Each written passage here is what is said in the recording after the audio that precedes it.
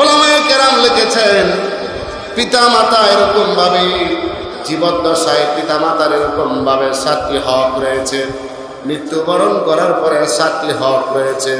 উলামায়ে কেরাম লিখেছেন জীবিত অবস্থায় 7টা হক হলো পিতা মাতার। সন্তান পিতা মাতার 7টা হক আদায় করবে। 1 নাম্বার হলো জীবিত থাকা অবস্থায় 7টি হক আদায় করবে। 1 নাম্বার হলো পিতামাতার প্রতি শ্রদ্ধাশীল হওয়া। পিতামাতার প্রতি শ্রদ্ধাশীল হওয়া, পিতামাতার সাথে কোনো খারাপ আচরণ করা যাবে না। আমার পিতামাতার সম্মান হানি হয় এমন কোনো কাজ তাদের সাথে করা যাবে না।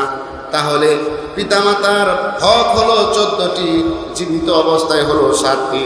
1 নম্বরে হলো পিতামাতার প্রতি শ্রদ্ধাশীল হওয়া। 2 নম্বরে হলো মনে প্রাণে তাদেরকে ভালোবাসা।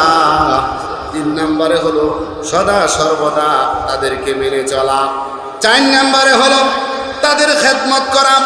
5 নম্বরে হলো তাদের প্রয়োজন পূরণ করা। 6 নম্বরে হলো তাদের সব রকম সুখে শান্তিতে থাকার এরকম রাখার চেষ্টা করা।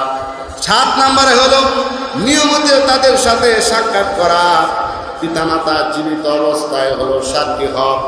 এই 7টা হক যদি আল্লাহর কোনো বান্দা, আল্লাহর কোনো বান্দি আদায় করতে পারে, আল্লাহ পাক রব্বুল আলামিন দুনিয়াতেও তাকে সম্মান দিবেন, আখিরাতেও আল্লাহ পাক রব্বুল আলামিন তাকে সম্মান দিবেন। সুবহানাল্লাহ।